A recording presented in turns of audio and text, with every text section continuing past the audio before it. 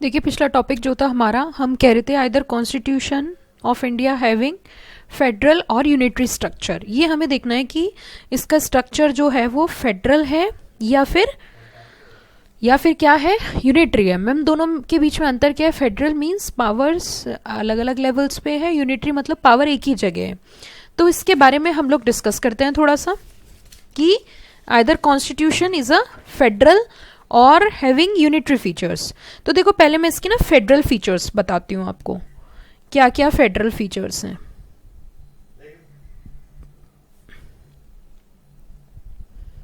What are the federal features? तो federal features of our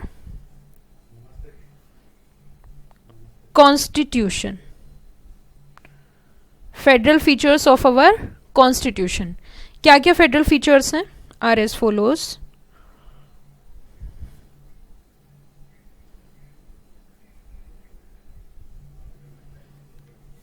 are as follows. Number 1 is dual authority.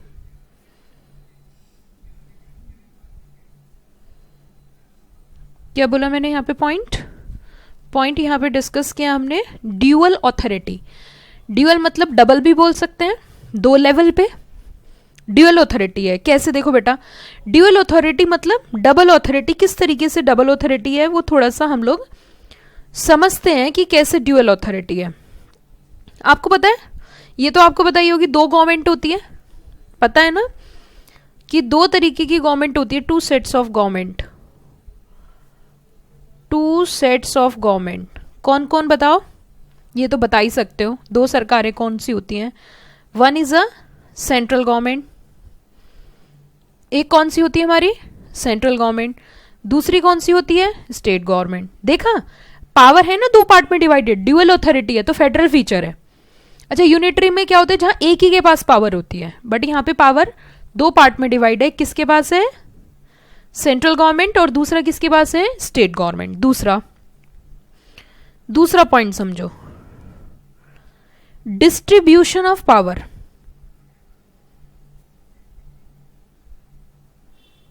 दूसरा क्या है बेटा? Distribution of power. The power is distributed in 3 parts. Power जो distribute कर रखी है वो कितने पार्ट्स में कर रखी है? 3 पार्ट्स में कर रखी है। कैसे? देखो, मैं बताती हूं आपको।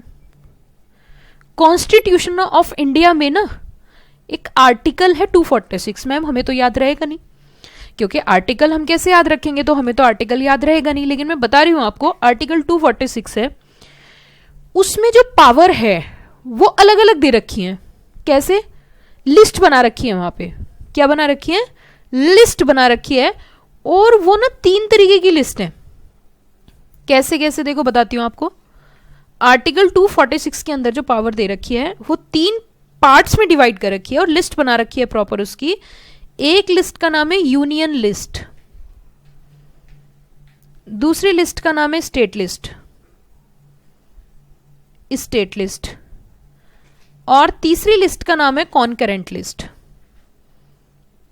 तीसरी लिस्ट का नाम क्या है? Concurrent list. मैंने आपको बताया था कि कॉन्स्टिट्यूशन ऑफ इंडिया के अंदर स्ट्रक्चर है, पावर्स की फ्रेमवर्क है। तो अगर यूनियन लिस्ट की बात करें, यूनियन लिस्ट बना दिया, उसके अंदर बहुत सारे पॉइंट्स डाल दिए। जैसे इनकम टैक्स की बात करें, all over India income tax का जो रेट है वो सेंट्रल गवर्नमेंट के पास पावर है, तो वो उन्होंने कहां पे डाल रखा है? यूनियन लिस्ट में। अच्छा, यूनियन लिस्ट में जो भी मैटर्स आएंगे, सुनना मेरी बात ध्यान से, यूनियन लिस्ट में जो भी मैटर्स आएंगे उनके ऊपर लॉ बनाने की पावर सेंट्रल गवर्नमेंट के पास है। स्टेट लिस्ट में जो भी मैटर्स आ जाएंगे उनके ऊपर लॉ बनाने की पावर स्टेट गवर्नमेंट की है। तो मैम ये तीसरी लिस्ट क्या है? बेटा ये एक ऐसी लिस्ट है जहां पे लॉ बनाने की पावर दोनों गवर्नमेंट की है, लेकिन in case of contradiction between two, then always and always prevail central government. It means जो लिस्ट है वो 3 है, यूनियन, स्टेट एंड कॉन्करेंट। हाँ, union, state and third one is concurrent.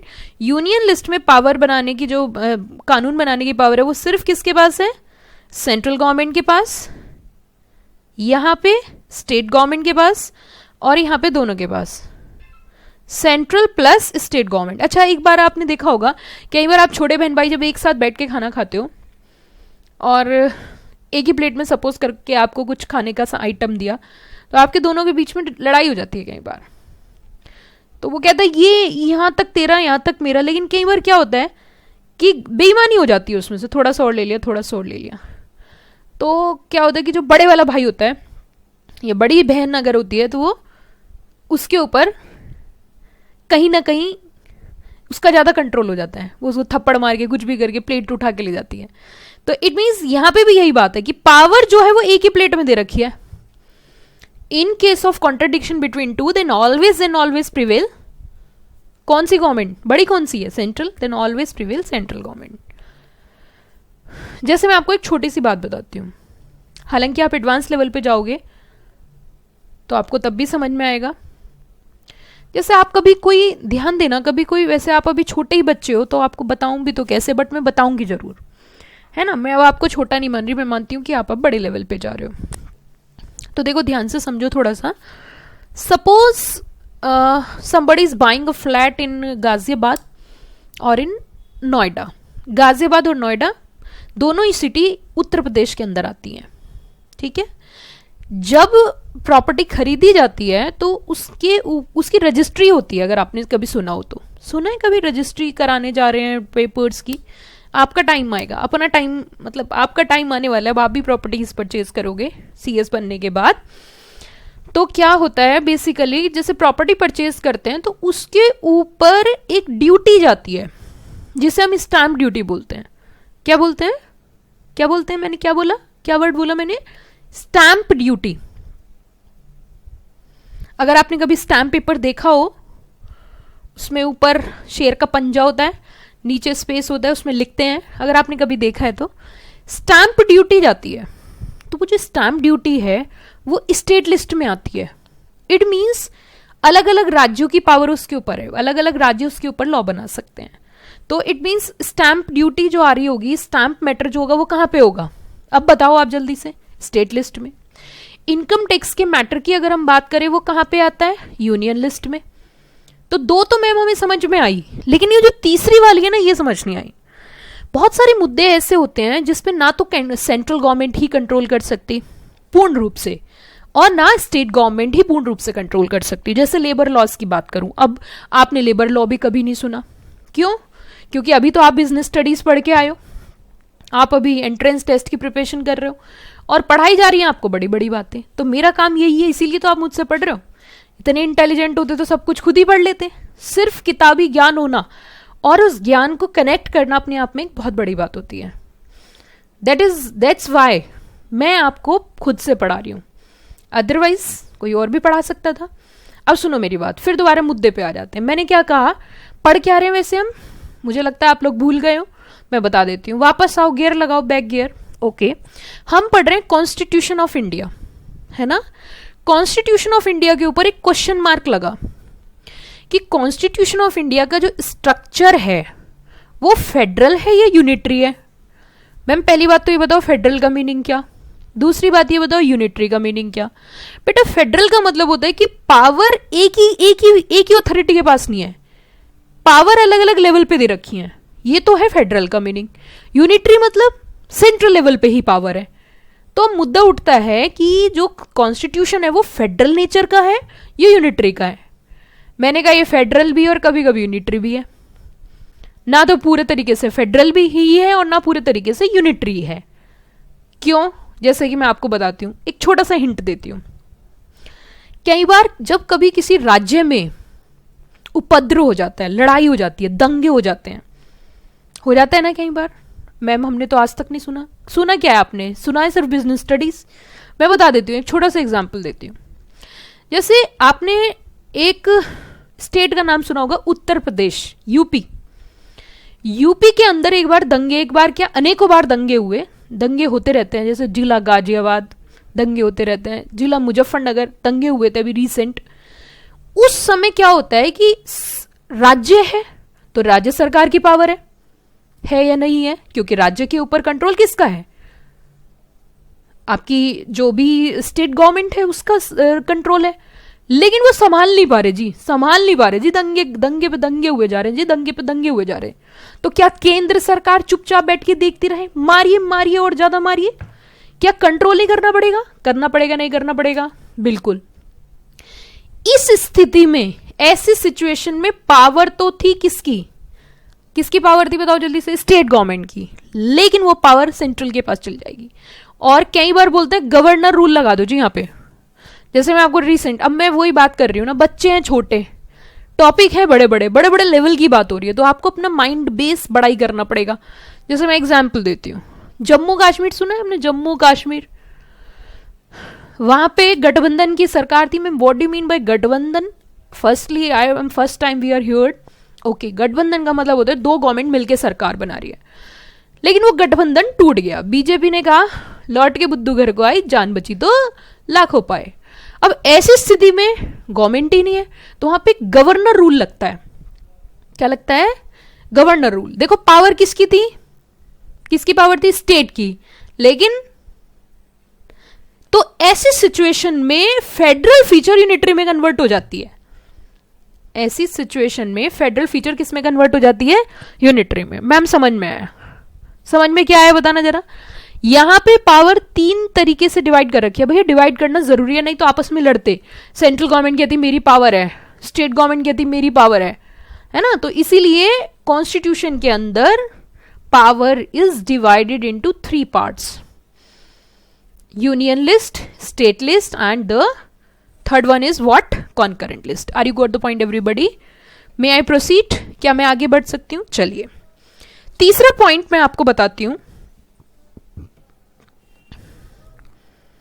Supremacy of constitution.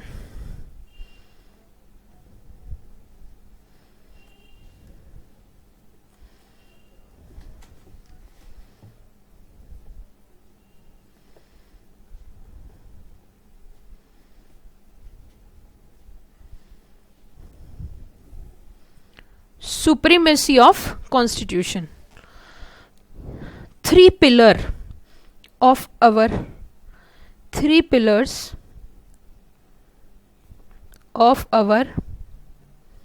legal system. अब तो मेरे कान पक गए हैं बताते बताते, सच बता रही हूं मैं। कम से कम 10 बार रिपीट कर चुकी मैं। इन 3 पिलरों की स्टार्टिंग से बात कर रही हूं।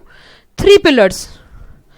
अब तो मेरे कान में भी दर्द होने लगा बता बता के। मैम कान में या मुंह में? कान में। सुन सुन के नहीं हुआ आपके? चलो तो कोई बात नहीं, जल्दी बता दो। अब नहीं बताया ना, कसम है कॉन्स्टिट्यूशन की आपको। बताओ। पहला पॉइंट अब आया याद, लेजिस्लेटिव। नंबर 2 बताइए, एग्जीक्यूटिव। अब तो बता दो तीसरा point. Third one is judiciary. मैंने कहा था ना, एक ही शरीर के 3 अंग है, कोई सा भी खराब हो जाएगा काम करना बंद। तो देखिए 3 पावर्स, 3 अलग अलग लेवल को काम दे रखा है। पुलिस का काम क्या है बताना जरा, पुलिस का काम क्या है बताओ जल्दी से। अच्छा, सरकार का काम क्या है? कानून बनाना।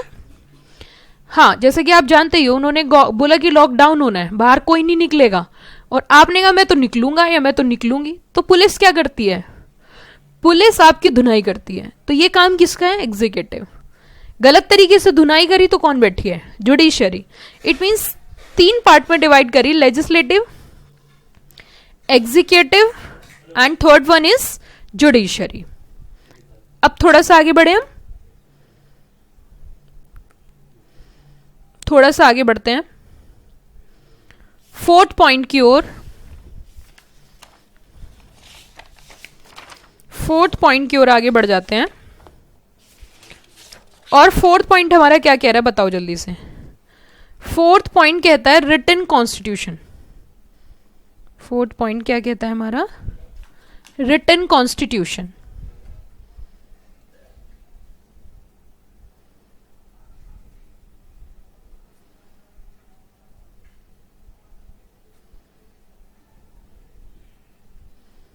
written constitution.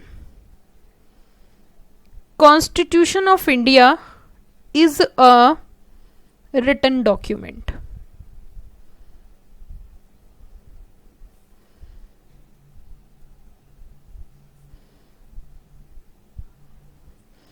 Constitution of India क्या है? हमारा एक रिटन डॉक्यूमेंट है.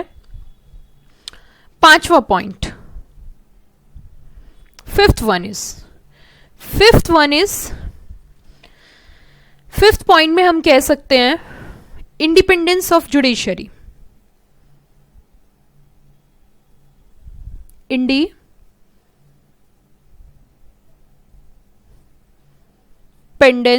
Of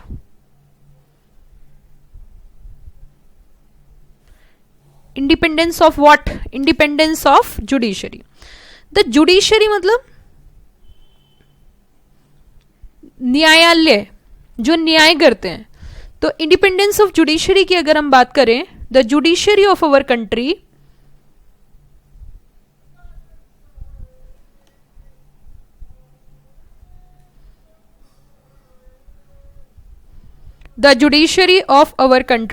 is totally independent. Is totally what? Is totally independent. Neither legislative, ना तो legislative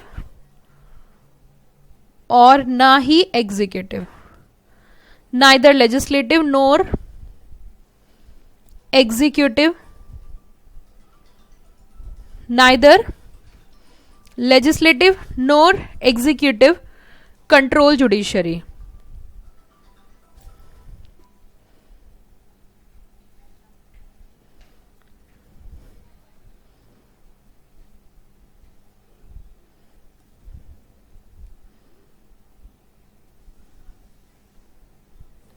Control judiciary. अब देखो, ये थी हमारी फेडरल फीचर्स. अब हम थोड़ी सी बात करते हैं कि ये फीचर्स कब कब यूनिटरी में तब्दील हो जाती हैं. Under the above mentioned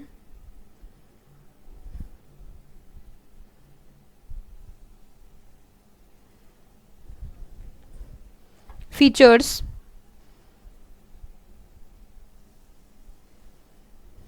become unitary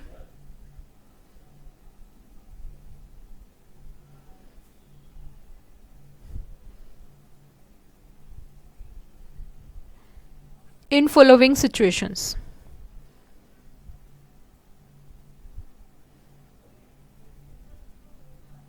In following situations. कौन कौन सी सिचुएशन है थोड़ा सा वो देख लेते हैं. जैसे कि अंडर द स्टेट लिस्ट, वैसे तो स्टेट गवर्नमेंट, स्टेट लिस्ट में पावर किसकी होती है? स्टेट गवर्नमेंट की. But under the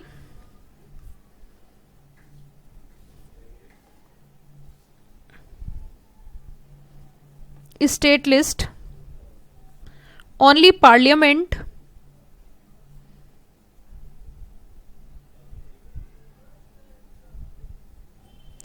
can make law.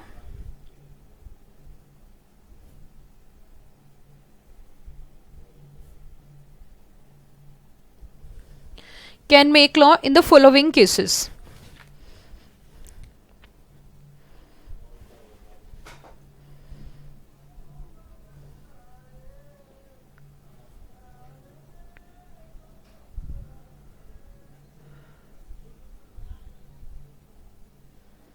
In the following cases. क्या क्या, कौन कौन सी ऐसी स्थिति है थोड़ा सा देखें किस किस सिचुएशन में. जैसे कि मैंने बताया नेशनल इंटरेस्ट. अगर कोई नेशनल इंटरेस्ट है, पूरे देश का इंटरेस्ट है, जैसे अभी देखो कोरोना की प्रॉब्लम है, नेशनल इंटरेस्ट है, तो ऐसी सिचुएशन में स्टेट मुद्दों पे भी कौन एक्शन ले सकती है हमारी? कौन ले सकती है? पार्लियामेंट. दूसरा बताती हूँ, दूसरा एग्जाम्पल देती हूँ. Break down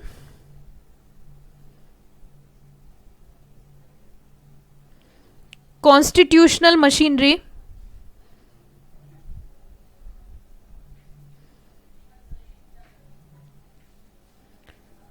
constitutional machinery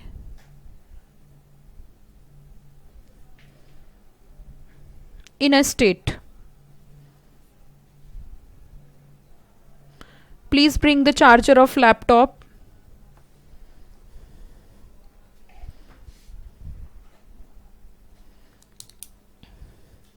break down constitutional machinery in a state, मतलब मैंने आपको एग्जाम्पल भी दिया था, जब हमारे संविधान का अपमान होगा उस स्थिति में भी हमारी पार्लियामेंट के पास पावर चली जाएगी स्टेट की। ये मैंने आपको ऐसे सिचुएशंस बताई। कई बार एक और केस होता है, डिस्प्यूट बिटवीन टू और more state, dispute between two और मोर स्टेट। इसका मैं छोटा सा एग्जांपल भी देती हूँ, आपको थोड़े बचपन में ले जाती हूँ। कई बार ऐसा होता है दोनों बहन भाई आपस में लड़ाई कर रहे हैं, मैं वहां लड़ाई की बात बहुत करती हूँ, समझ में वही आता है ना आपको। दोनों बहन भाई आपस में किसी मुद्दे को लेके, किसी सामान को लेके लड़ाई कर रहे हैं। मान के चलिए चॉकलेट के ऊपर लड़ रहे हैं दोनों बहन भाई, बहुत बुरी तरीके से लड़ रहे हैं। Your mother is getting frustrated to see, कितने बदतमीज बच्चे हैं। उन्होंने कहा ना चॉकलेट तू खाएगा ना तू खाएगा, चॉकलेट मुझे दो, मैं अभी बाहर वाले बच्चों को देती हूँ। ऐसे सिचुएशन में it means a dispute between two और मोर स्टेट्स। स्टेट से बोले तुम्हारे बस की बात नहीं, तुम लड़ लो, तुम्हारी पावर किसके पास चल जाएगी, पार्लियामेंट। पावर थी लेकिन ले ली गई, किस केस में, डिस्प्यूट बिटवीन, बताइए जल्दी से क्या बताया मैंने, डिस्प्यूट बिटवीन टू और मोर स्टेट्स। कई बार इमरजेंसी की स्थिति हो जाती है, इमरजेंसी। इमरजेंसी मैम, इमरजेंसी क्या होती है प्लीज बताओ ना। बेटा इमरजेंसी समझाने के लिए मुझे पूरा 1 घंटा चाहिए, शॉर्टकट में बता देती हूँ। पढ़े लिखे हो ना सब, कोई बच्चा ऐसा तो नहीं 10वीं फेल 12वीं करे या 12वीं फेल एंट्रेंस टेस्ट दे, सब पढ़े लिखे हो ना। इमरजेंसी बोले तो इंदिरा गांधी मैं बोल सकती हूँ, और इमरजेंसी के मुद्दे पे मुझे बहुत देर लग जाएगी आपको समझाने में, जबकि आपके इतना इंपॉर्टेंट नहीं है। एक ऐसी स्थिति उत्पन्न हो जाना जो इमरजेंट है देश के लिए, उससे बोलते हैं इमरजेंसी। वहां सबकी पावर हटा के सिर्फ एक ही जगह चली जाती है। जैसे कि अगर आपको पढ़ना हो, गूगल तो आप चलाते होंगे ना, कभी कभी आप फोन चला लेते होंगे एक्सेप्शनल सिचुएशन में। अच्छा नहीं मैम, हम फोन के आदी हैं। आदी आदि मतलब समझते हो, आदि मतलब ये हर 5 मिनट में फोन खोल के देखते हैं, हमें प्रॉब्लम है मैम। कोई बात नहीं बेटा, आपने देखा होगा ना एक जो नशीले पदार्थ का सेवन करते हैं ना, तो उनको छुड़ाने के लिए नशीला पदार्थ को, मतलब जैसे शराब पीते हैं तो उसको उसकी लत लग जाती है, तो उसको छुड़ाने के लिए बहुत सारे केंद्र होते हैं, वहाँ छोड़ा जाता है। चुपचाप घर वाले छोड़ के आ जाते हैं। मैं आपको सारी बातें पता है, क्यों, मैं समाज में नहीं रहती, मुझे सब पता है। तो इसी तरीके से फोन की भी एक लत होती है, फोन की भी एक एडिक्शन होती है। फोन की भी क्या होती है, एक एडिक्शन होती है, और ये बहुत ही बुरी एडिक्शन है। अपने फोन के ऊपर अगर तुम्हें आगे बढ़ना है, थोड़ी सी बातें बता देती हूँ, अगर लाइफ में आगे मूव होना चाहते हो तो तुम एक काम तुम्हें करना पड़ेगा, या तो ढंग से पढ़ना ही है या नहीं पढ़ना। ये स्थिति बहुत ही खराब होती है। तो फोन के ऊपर एक बात लिखनी है, ज्यादा लंबा विषय नहीं मैं लेके जाऊंगी, छोटी सी बात बोलूंगी क्रक्स में, मजा आएगा धीरे धीरे आगे। तो आप क्रक्स एक बार मुझसे पढ़ लिए ना, फिर आपको किसी का समझ में भी नहीं आएगा, ये भी ध्यान रखना, ठीक है ना। अब सुनो ध्यान से मैं क्या बताना चाह रही हूं। आज तुम्हें एक काम करना है, अगर तुम मेरे पक्के सच्चे स्टूडेंट हो, सच्चे विद्यार्थी हो, तो तुम्हें आज एक काम करना है। क्या काम करना है, अपने फोन के पीछे एक चिट लगानी है, एक स्लिप लगानी है। और क्या लिखना है उस स्लिप पे, उस स्लिप पे लिखना है ये फोन मेरी जिंदगी बर्बाद कर देगा। समझ में आ रही है बात। जब जब वो फोन का मुखड़ा तुम्हें दिखेगा, जब जब वो फोन पे वो बात दिखाई देगी, तुम उस फोन को दूर कर दोगे, ये फोन मेरी जिंदगी बर्बाद कर देगा। पर अभी मैं बोल रही हूं आपको फोन देखने के लिए, थोड़ी देर तो चला सकते हो ना, छोटे छोटे टारगेट्स बना के। इतनी जल्दी कोई भी एडिक्शन है ना एकदम नहीं छूटती। आप आज सोचने लगो आज मुझे 5 घंटे पढ़ना है जी, और आप पढ़ नहीं पा रहे हो, पढ़ना चाहते हो, तो टारगेट्स हमेशा छोटे बनाओ। तो मैं आपको क्या समझाना चाह रही हूँ, पॉइंट पे आ जाते हैं। इमरजेंसी के बारे में अगर आपको पढ़ना है तो गूगल टाइप करना emergency in Indira Gandhi rule, पूरा खुल के आ जाएगा और आराम से बैठ के पढ़ना, क्या दिक्कत है। ठीक है ना, आगे बढ़े। मैम आपने जो अभी तक सारा 25 मिनट के अंदर पढ़ा है ना, उसे एक बार सच में भगवान कसम रिवाइज करवा दो। बिल्कुल लो, अभी मैं करवाती हूँ। चुटकियों का खेल है मेरा, समझो ध्यान से। हमने यहाँ पे कॉन्स्टिट्यूशन का एक क्वेश्चन मार्क रखा, कॉन्स्टिट्यूशन का स्ट्रक्चर फेडरल है या यूनिटरी है? ना तो ये फेडरल है ना ये यूनिटरी है। कैसे कैसे कैसे? क्योंकि फीचर्स इसके पास फेडरल की भी हैं और कभी कभी स्थिति ऐसी बन जाती है कि वो यूनिटरी में कन्वर्ट हो जाती है। क्या मेरी बात से सहमत हो या नहीं हो? इतनी बात तो बताई मैंने, बस ये है कि बीच बीच में पॉइंट्स मुझे क्या करने पड़े, आपको क्लियर करने पड़े, क्योंकि छोटे बच्चे हैं, अभी उतनी सारी पॉइंट्स उन्हें याद नहीं रहते। तो जरा आप देख लें।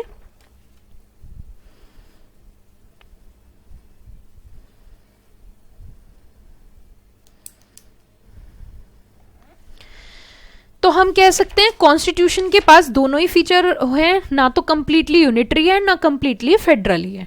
कुछ फीचर्स उसके पास यूनिटरी भी हैं और फेडरल भी हैं। अब समझ में आ गई, स्थिति पूरी क्लियर होगी? कोई दिक्कत इस पॉइंट में? क्या मैं आगे बढ़ सकती हूं? जितना मैंने बताया बस वही आपको पढ़ना है। जैसे कि कोर्ट भी दो तरीके के होते, सुप्रीम कोर्ट, हाई कोर्ट, है ना। तो कहीं ना कहीं हम कह सकते हैं ये थी हमारी चर्चा किसके ऊपर, कि कॉन्स्टिट्यूशन का स्ट्रक्चर फेडरल है या कॉन्स्टिट्यूशन का स्ट्रक्चर यूनिटरी है। अब हम थोड़ा सा आगे बढ़े। बेटा अगला टॉपिक होगा मेरा फंडामेंटल राइट्स। क्या होगा? Fundamental rights. अभी मिलते हैं एक शॉर्ट ब्रेक के बाद।